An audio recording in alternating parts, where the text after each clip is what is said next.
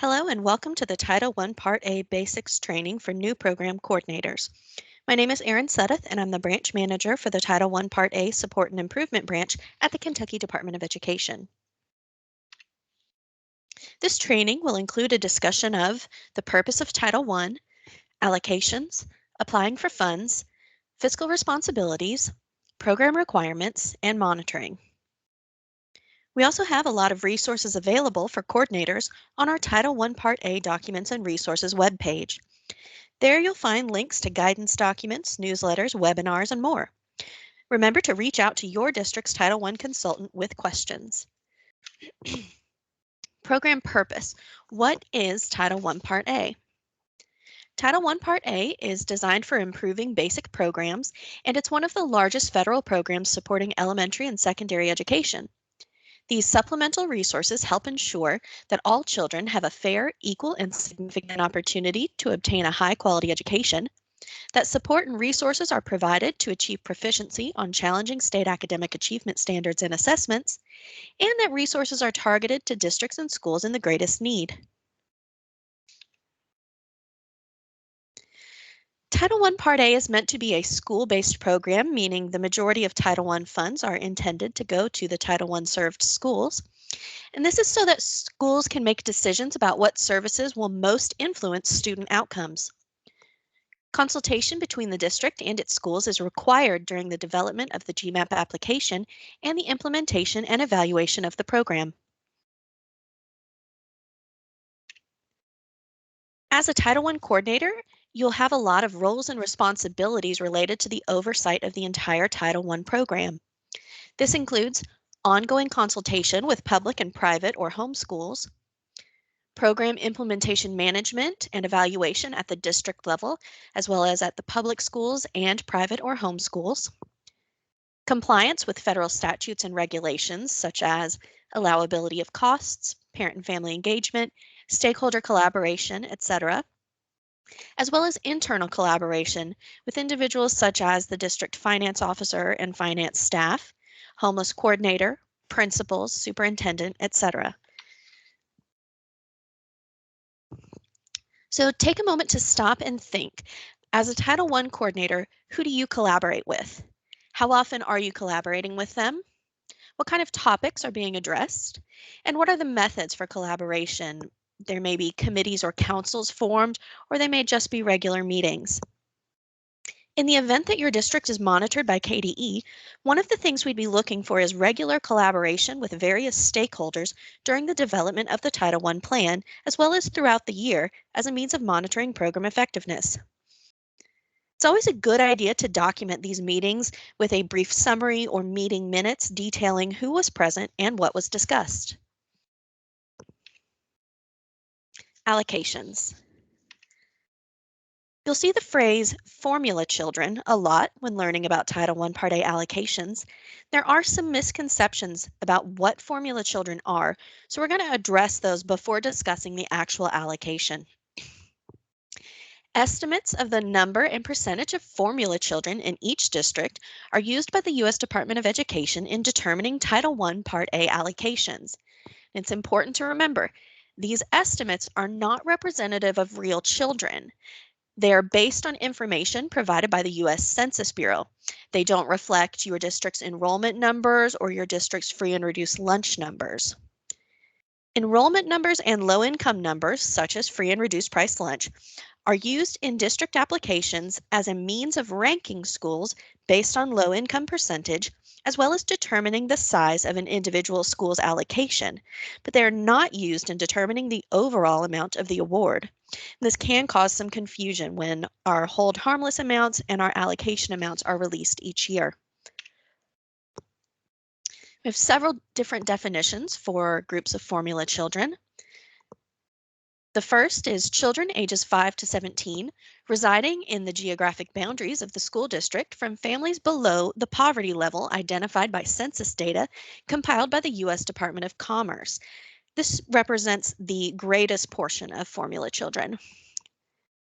The next group, children ages 5 to 17 in licensed facilities for foster children updated annually by the Kentucky Cabinet for Families and Children, and reported to the U.S. Secretary of Health and Human Services.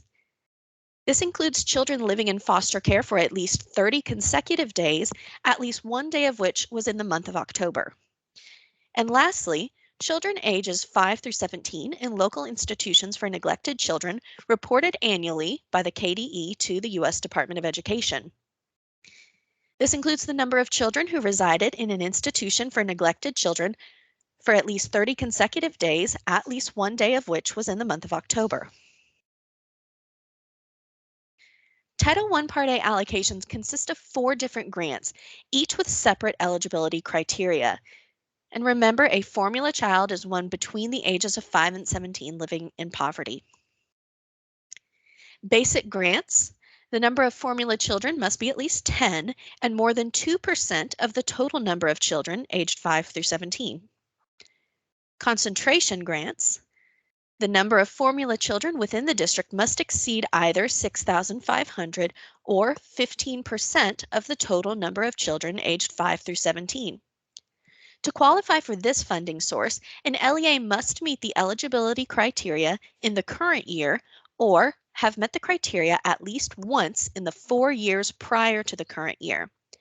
Because falling out of eligibility for this funding source can greatly affect your total allocation, KDE will contact you if this applies.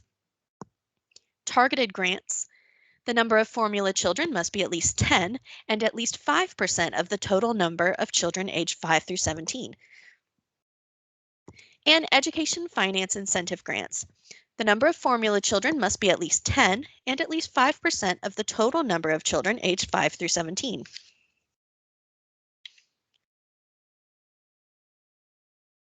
Using Census Bureau estimates of children aged 5 through 17, as well as children aged 5 through 17 in poverty, the U.S. Department of Education determines base allocations. Base allocations are ratably reduced to make up the state's administration and school improvement funds. No district is reduced below something called the hold harmless level. So what is the hold harmless level? It's the rock bottom dollar amount a district may receive in any fiscal year. This amount is variable, and it's based on last year's Title I allocation. The hold harmless percentage is 95% if the census poverty percentage for the district is 30% or greater. The hold harmless percentage is 90% if the census poverty percentage for the district is between 15% and 30%, or the hold harmless level is 85% if the census poverty percentage for the district is below 15%. Notification of tentative census poverty and hold harmless percentages used to determine Title I Part A funding for the upcoming school year is released annually, usually around January or February. When the tentative hold harmless amounts are released, the document includes a chart which has been duplicated on this slide. The chart contains the tentative number of formula children and the tentative number of children aged 5 through 17 for the upcoming school year in each local educational agency. Those numbers are used to determine the tentative poverty percentage, which is reported to 2 decimal places and will not be rounded to the nearest whole number. That tentative poverty percentage determines the hold harmless rates based on the previously mentioned parameters, which are listed again at the bottom of the slide as a reminder. The chart also includes the final poverty percent for the previous school year, but that's for comparison purposes only. And since that number has no bearing on determining hold harmless rates for the upcoming school year, it was not included in this slide. So if we take a look at the chart, we can see we have several districts, their tentative number of formula children for the upcoming school year, the tentative number of children ages 5 through 17 for the upcoming school year, and then those two numbers are used to calculate this tentative poverty percentage. So for District A, we can see that they have a tentative poverty percentage of 26.61. If we use these hold harmless rates listed at the bottom of the screen, we can see that 26.61 is between 15% and 30%. Therefore, the district's hold harmless percentage is 90%. This is a typical allocation timeline. Sometimes there are extenuating circumstances that may result in the application opening later than usual, but typically this is the schedule that it follows. In spring, tentative allocations are released. At this point, not all of the census data is final, so a tentative GMAP application will be completed by the district. Later on in late spring or early summer, a final allocation with updated census data is released.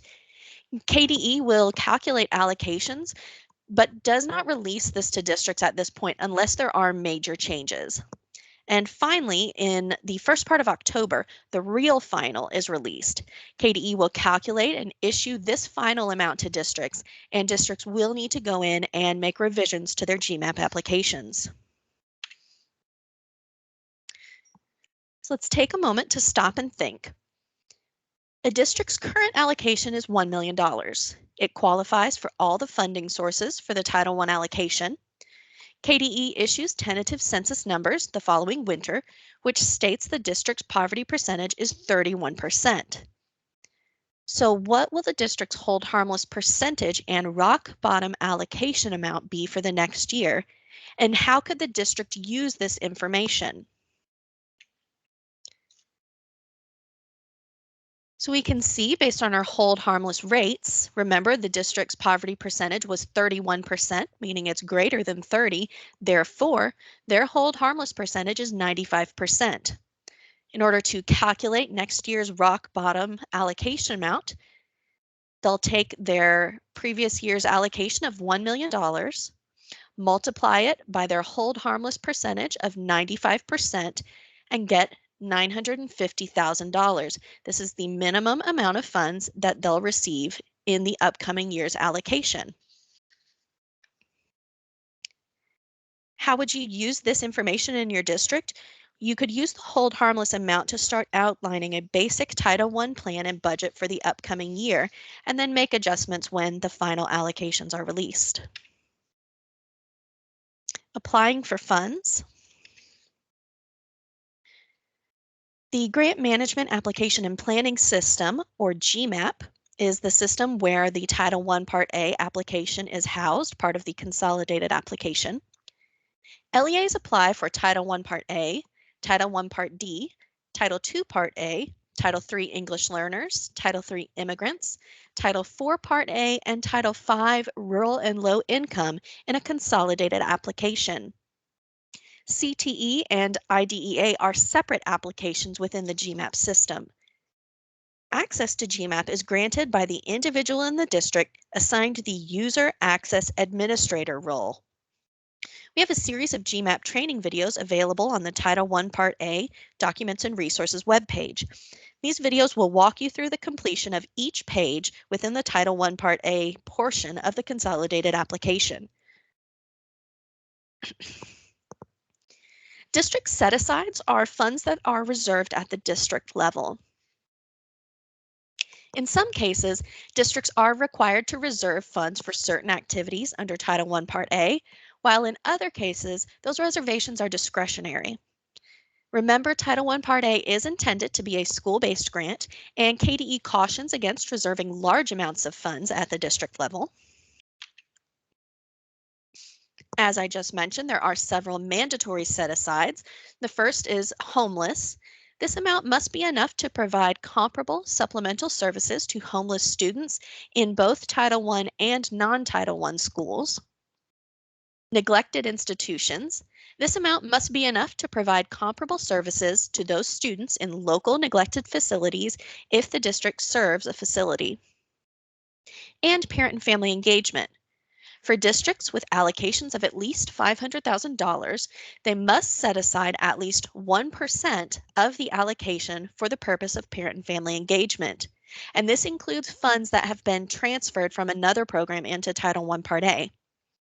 Additionally, 90% of that required 1% reserved for this purpose must be allocated to the participating schools.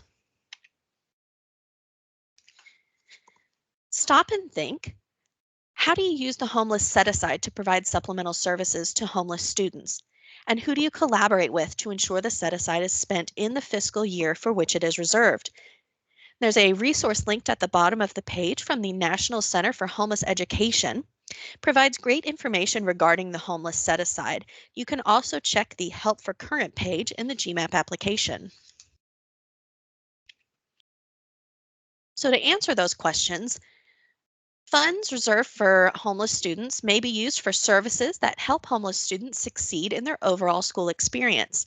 For example, this may involve tutoring and other academic supports, comprehensive services such as mental health and medical services, technology supports such as computers, tablets, or providing access to Wi-Fi, sports uniforms, and other needed supports. As a Title I coordinator, you may want to collaborate with the DPP, school administrators, school enrollment clerks, bus drivers, and other federal programs coordinators, as well as other people in the district. As previously stated, the other set-aside categories are optional. KDE issued a set-aside guidance document providing expectations and guiding questions pertaining to the reservation and use of optional set-asides. And the main reminders in this guidance is that Title I is intended to be a school-based program and that reserving too much at the district level could create potential risks with circumventing rank order.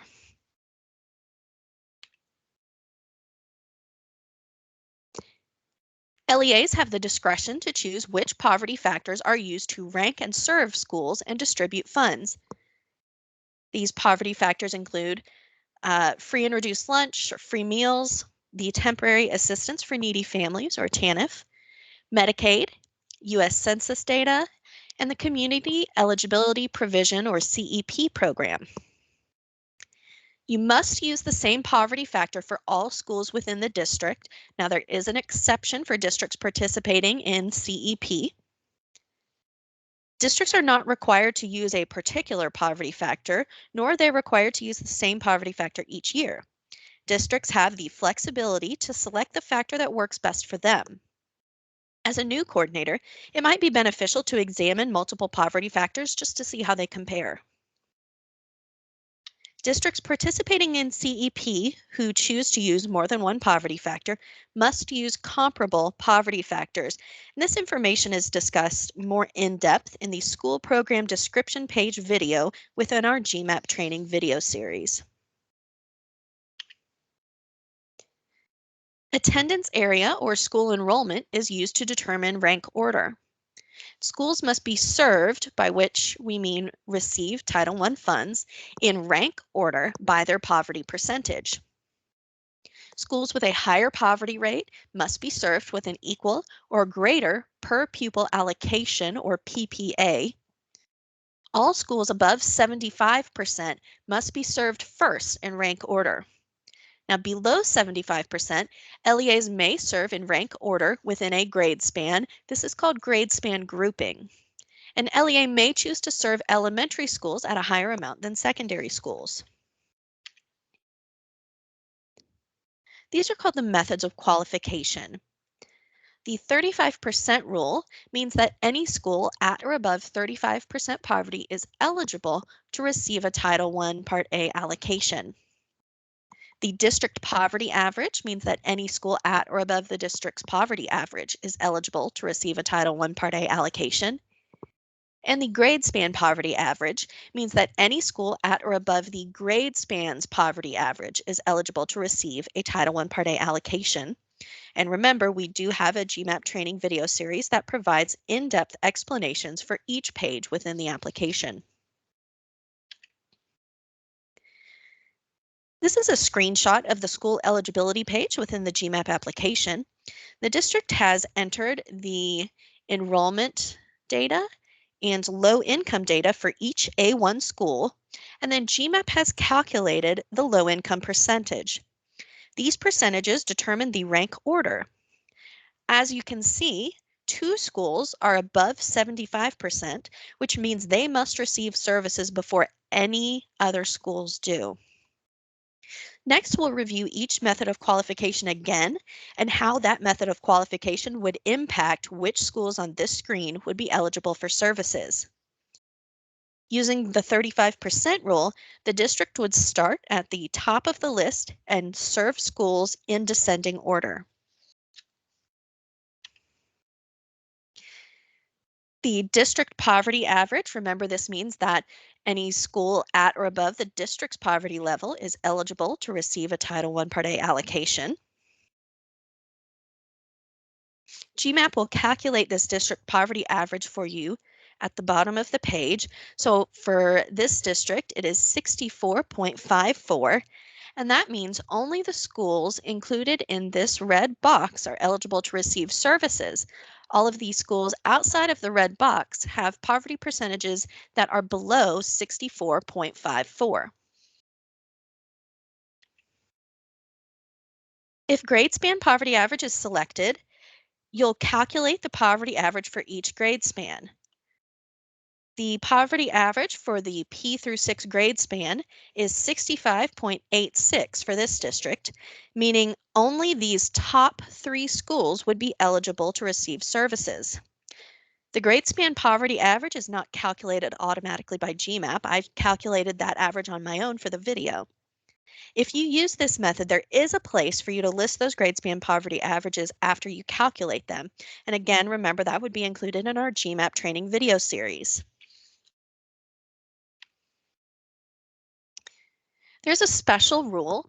If an LEA serves any school with a poverty rate below 35%, the LEA must allocate to all of its schools a per pupil amount, or PPA, of at least 125% of the LEA's allocation per low-income child. This is generally referred to as the 125% rule. So in this case, the minimum PPA will be automatically calculated on the PPA list page within GMAP. This is a screenshot of the PPA page in GMAP, and there is an entire video about it in our GMAP training video series. The district used for this screenshot is serving schools below 35%, so you'll notice here near the top of the page that GMAP has calculated the minimum PPA which must be used. Districts not serving schools below 35% are not required to use the 125% rule, so their PPA page in GMAP will calculate an average PPA, which they are not required to use. So this page works similarly to an Excel spreadsheet. The district will enter the PPA in column D, and GMAP will then multiply that amount by the number of low-income students that has been pre-populated in column C from another page in GMAP. Then the total allocation for each school will appear in column E. So let's look at some sample PPAs using the different methods of allocation of funds that districts may choose from. So for this example, we have 5 different schools. Elementary school A has a 79% low income percentage. Elementary school B, 65%. High school A, 62%. Middle school A, 60%. And elementary school C, 57%.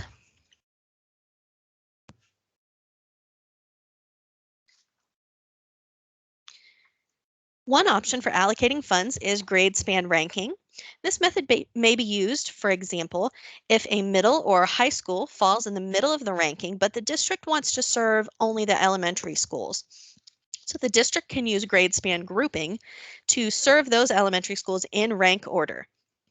Within the grade span, the highest poverty schools must be served with a PPA that is not lower than the schools below them. Now the PPAs can be the same straight down the poverty line.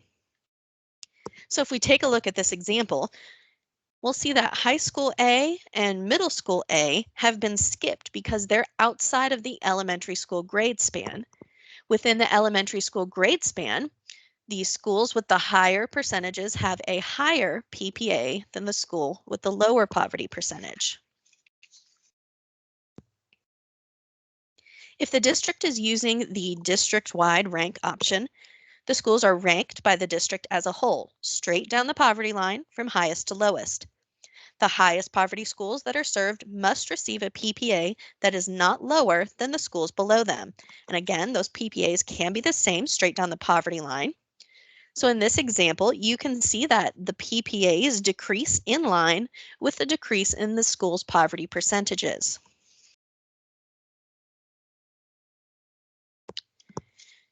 GMAP and MUNIS must align.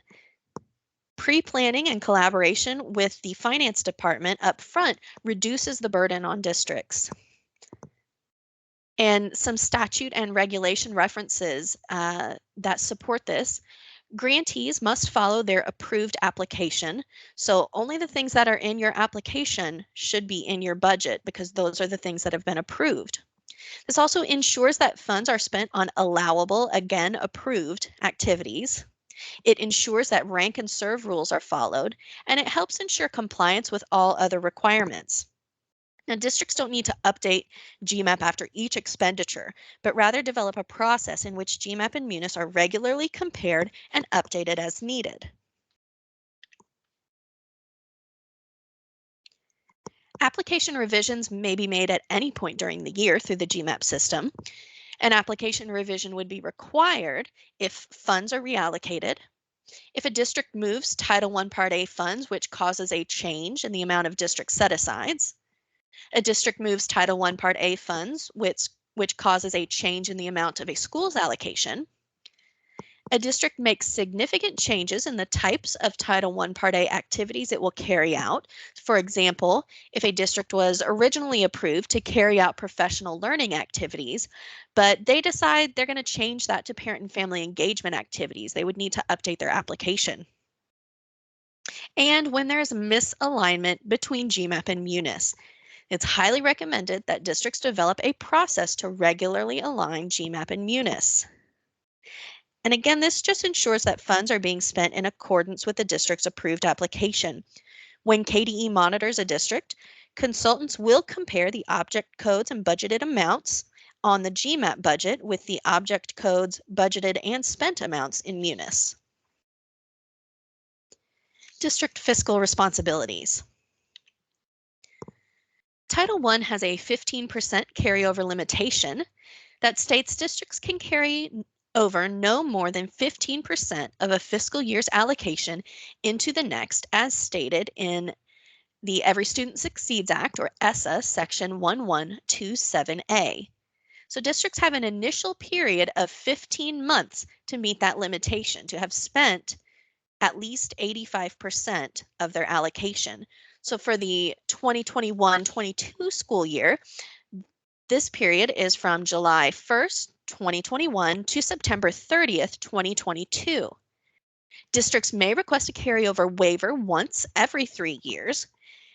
It's important that districts strive to spend funds in a timely fashion with the goal to spend them on current year students because those are the students who generated those funds. So something to think about. Do you have a process in place to help ensure your carryover limitation is met within those first 15 months of the grant? Part of this process might entail regular conversations with your finance officer as well as your school principals. In April of 2020, KDE applied for and received a waiver under the CARES Act to provide funding flexibilities to support continued learning for Title I Part A through providing a period of availability extension for school year 2018-19 funds, that's Project E, through September 30th, 2021, and providing relief from the 15% carryover limitation requirements for the 2019-2020 funds, or Project F. And this effectively allowed districts to request a carryover limitation waiver more than once in a 3-year period. Another responsibility is comparability. Districts must be able to show that services funded through state and local funds are comparable in all of its schools. This is done through the comparability report. And this can include a comparison of student to staff ratios or school to school salary comparisons. It accounts for staff paid from state and local dollars, not staff paid for with federal dollars. The comparability report is typically due on or around November 1st. The information for the comparability report must be taken between the last day of the second school month. A school month is defined as 20 teaching days, and October 31st of the current school year. So Often this time frame will be September 30th through October 31st inclusive, but this may depend on a district's individual calendar. We do have a comparability report guide and an instructional training video on our Title I Part A Documents and Resources webpage. Supplement, not supplant. This means that Title I funds must be used to supplement funds that would be available from state and local sources in the absence of federal funds. Compliance with this requirement includes a supplement, not supplant, or SNS methodology. This methodology must show the district distributes state and local dollars and services to all schools in a Title I neutral fashion. The expectations for the methodology. It must account for distribution of state and local funds, including staff, resources, and services such as professional development in a Title I neutral manner, meaning the funds are distributed without taking into account the federal funds that the school will be receiving. It needs to include all state and local funds that the district uses for the education of students. It must reflect staffing and services allocations with real calculations and numbers to support it. Needs to be based on the staffing allocation districts already provide to KDE. There should also be an accompanying narrative to explain the methodology. It needs to be supported with documentation, and the reference for that is SS Section 8306A6B and 34 CFR Sections 76,730 through 76,731. And lastly, the methodology must be on file at the district office and available for review by KDE in the event that the district is monitored. So what to include in your methodology's narrative? You need to explain the staffing and funding sources that are included in the district's methodology. You'll also explain how the funds were distributed. For example, if certain funds are allocated on a rotational basis or combined and assigned through a per pupil amount, you'll need to explain that. Explain which year's enrollment is being used in the calculations if it's not clearly labeled, and affirm how the funds and staff were distributed according to the methodology. So there are some exclusions that were issued in USED's guidance regarding the supplement not supplant methodology. The exclusions include a one school district, so that district is going to be exempt as a whole. A grade span with a single school, the single school grade span would be exempt, or the district serves all schools with Title I allocations. The district would be exempt as a whole if every school is served. So if all schools within a grade span are served, that grade span would be exempt. Additional program requirements. There are two program options for Title I schools. A school can operate either a targeted assistance program or a school-wide program, and this chart shows the main differences between the two programs. So let's take a moment and compare these. In a targeted assistance program, services and resources must be targeted only towards students identified as most at risk. Whereas in a school-wide program, services must be designed to help at-risk students, but may also include whole school initiatives. The school-wide plan will describe these services. In a targeted assistance program, only eligible students may participate in Title I funded activities and initiatives. In a school-wide program, all students may participate in Title I funded activities and initiatives. Targeted assistance schools, the use of funds must be consistent with specific Title I rules. And in school-wide programs, the use of funds must be consistent with specific Title I rules in the school-wide plan. For targeted assistance, only staff implementing the Title I program may participate in Title I funded professional learning opportunities. For school-wide programs, all school staff are eligible to participate in Title I funded professional learning opportunities. And lastly, for a targeted assistance school, the school must implement parent and family engagement compact, policy, and requirements for families of participating students.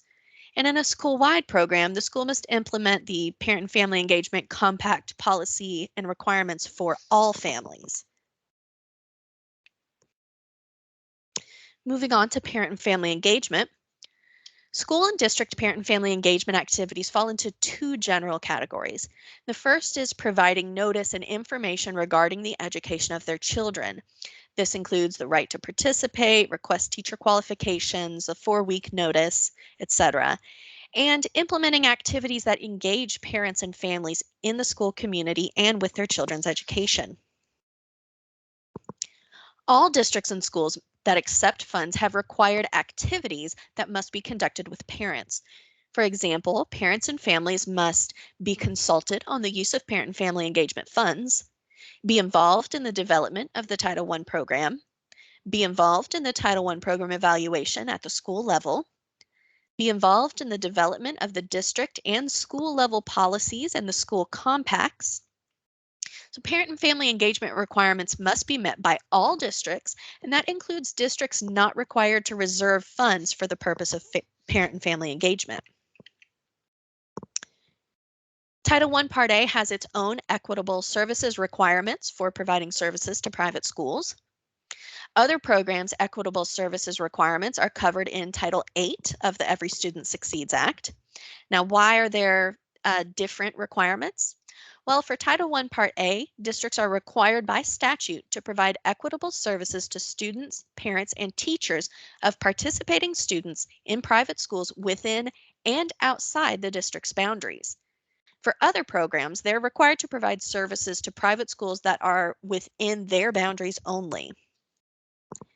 And I'd like to draw your attention to this. Districts are required by statute to provide equitable services, not funds. It's very important to remember that private schools receive services, but they do not receive funds. Those private school services are required to be proportionately funded off the top of the district's allocation, include an amount for parent and family engagement for families of participating students, target the lowest achieving students, be designed and evaluated through ongoing consultation with private schools, and be fully overseen both programmatically and fiscally by the district. Districts are responsible for notifying all private or home schools of the opportunity to participate in the Title I Part A program. They should also conduct initial consultation with each participating private or home school to determine what services will be provided, and work with the KDE Ombudsman to ensure equitable services requirements for eligible private school children, teachers, and other educational personnel and families are met. The monitoring process. KDE conducts 10 to 15 desk monitoring reviews in the fall, and each spring KDE conducts an additional 10 to 15 on-site visits in conjunction with the consolidated monitoring process. It's important that this is seen as a technical assistance opportunity. Our recommendation is to use the Title I Part A monitoring checklist to evaluate district and school requirements. These monitoring checklists are currently being updated. So the outline of the process for monitoring, districts are notified a few months prior. The districts will upload documentation to an online folder by an assigned due date. KDE will then review that documentation and develop follow-up questions to supplement the monitoring checklists. And KDE will provide some follow-up. For a desk review, this would be some question and answers via email and or a phone call with the district coordinator.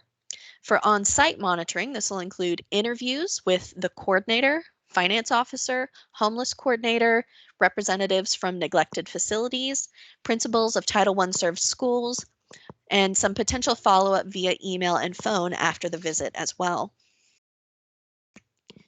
The final step in the monitoring process, KDE writes a report that's going to identify strengths, recommendations, and potentially findings with assigned actions. So if findings are included, the report will state the finding, will state the action or actions required, as well as state the due date.